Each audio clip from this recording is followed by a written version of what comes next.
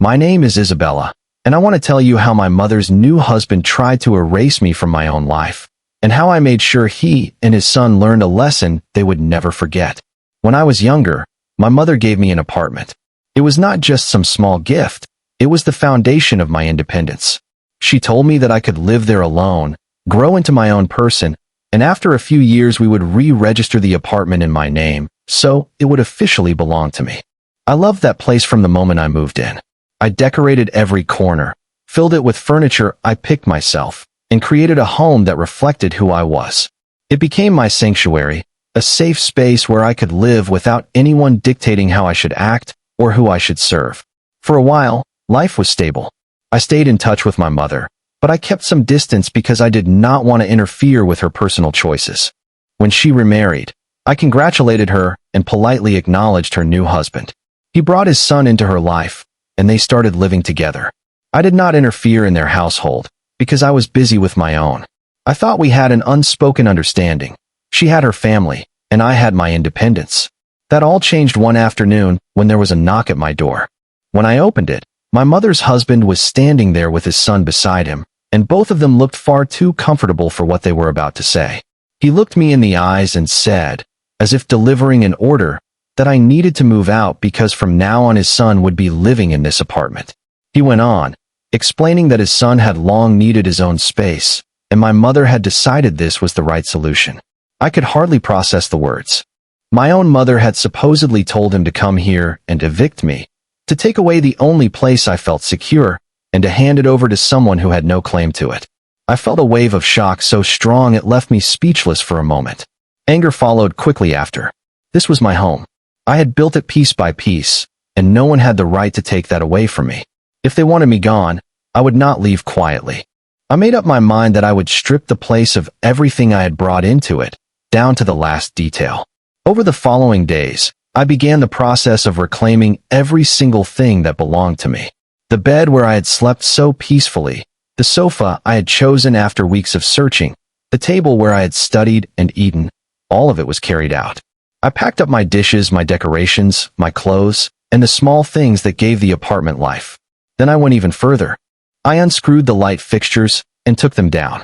I rolled up the carpets and left the floors bare. I disconnected the refrigerator, the washing machine, the stove, and had them removed. Even the curtains, shelves, and hooks came down, leaving behind nothing but empty walls. And I did not stop there. I decided that if they thought they could steal my home, then they could see what an empty shell without me truly looked like. I took the bathtub and the toilet as well, leaving nothing but pipes sticking out of the wall. By the time I was finished, the apartment was unrecognizable. It was not a home anymore. It was just a shell. When I finally finished, I closed the door, handed the keys to the building manager, and left. I felt a heavy mix of emotions, sadness that my mother had chosen her husband's son over me, but also satisfaction that I had taken control of the situation in the only way I could. The next day, the stepson arrived with his belongings, expecting to settle into his new life. When he unlocked the door and stepped inside, he froze in horror. All he saw were bare walls, stripped floors, exposed pipes, and a cold emptiness. There was no place to sleep, no place to sit, no kitchen to cook in, and not even a toilet to use. It was a hollow space, an echo of the home it had once been. He immediately called his father in a panic, and I can only imagine the expression on his face when he tried to explain what he had just walked into. I was gone, but I made sure they understood one thing. They could try to take what was mine, but without me, they would be left with nothing but emptiness. When I packed my last box and dragged it out of the apartment, I remember standing for a moment in the doorway. I looked around one final time at what was once my refuge. The walls were bare, the echo of my footsteps sounded louder than ever, and the air felt heavy with finality.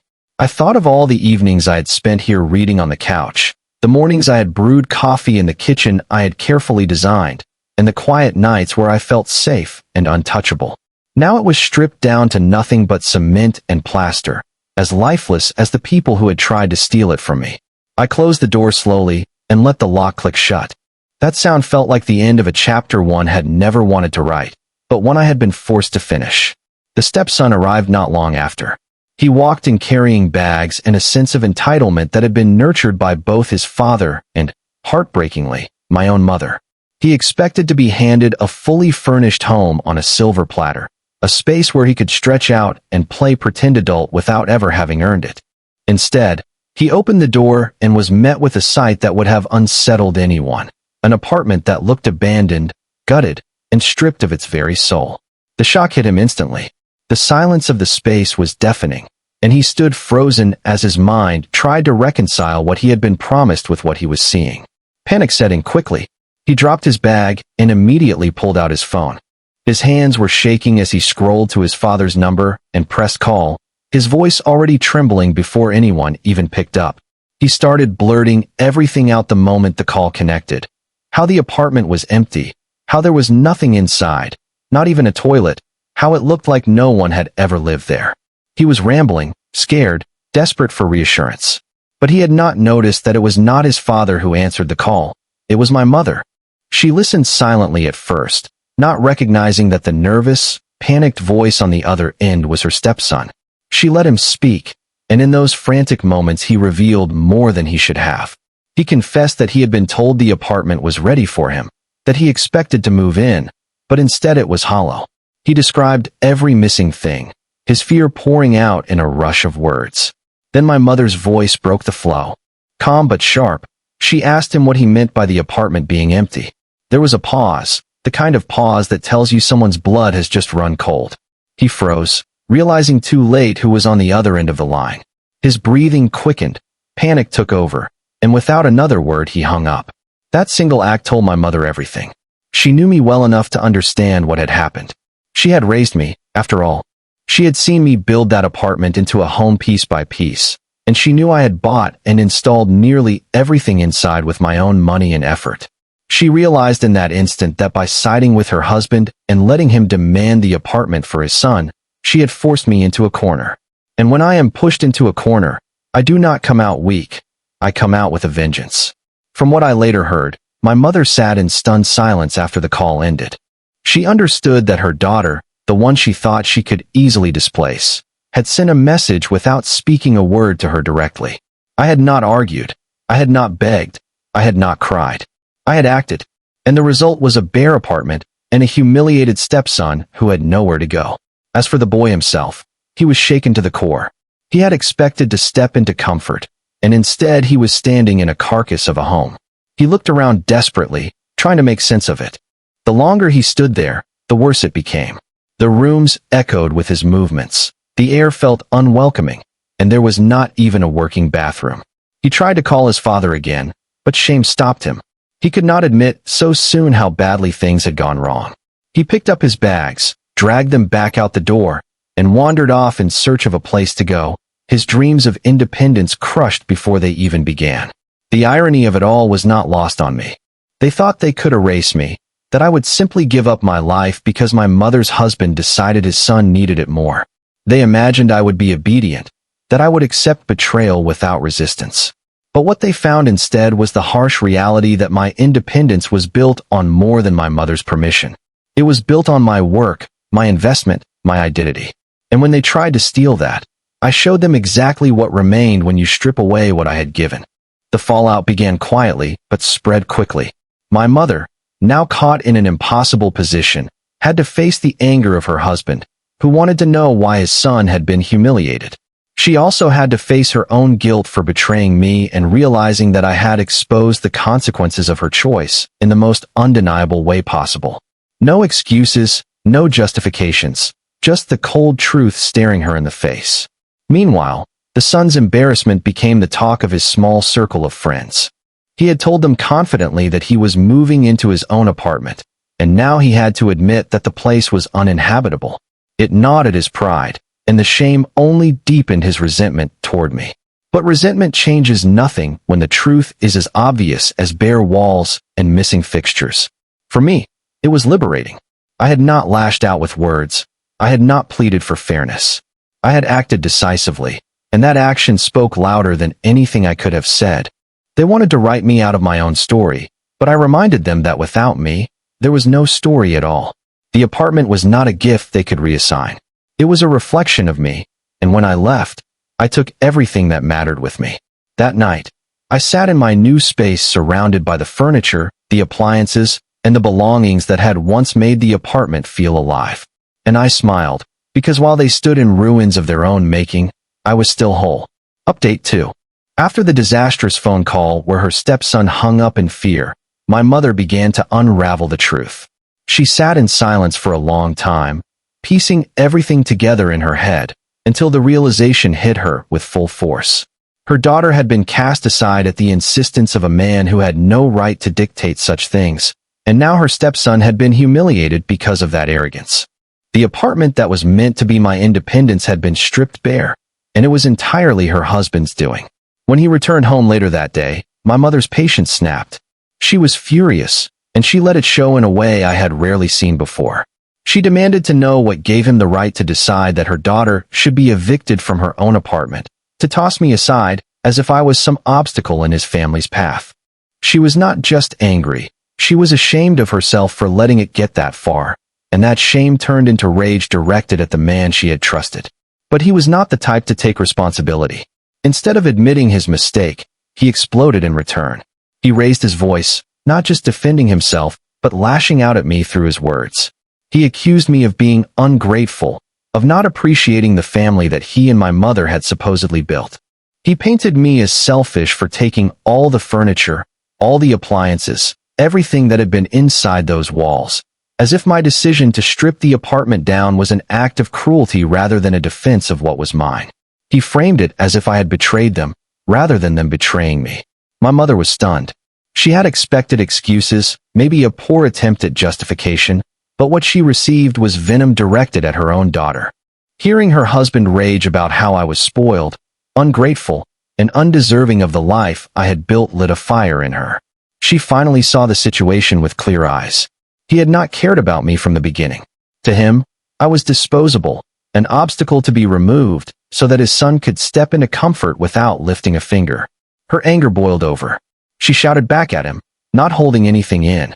She reminded him that the apartment was not his son's, and not his decision to control. She threw his words back at him, pointing out that it was her daughter who had invested, her daughter who had lived there, her daughter who had turned that empty shell into a home. She told him that by trying to erase me, he had shown his true colors, and they were not the colors of a man who respected her family. The more she spoke, the more defensive he became. He kept insisting that I had taken advantage of her generosity, that I had been handed everything and still refused to be grateful. He said the furniture and the things in that apartment should have stayed because they were part of the family's property, not mine to strip away. He was red with anger, spitting out accusation after accusation, but with every word, he dug his own grave deeper. Because all my mother could see was a man who was attacking her child to save his own pride. That was the breaking point. My mother, who had allowed herself to be swayed before, finally snapped the chain. She told him to leave. Not later, not after cooling down, right then and there. Her voice carried a tone he had not expected, sharp and final.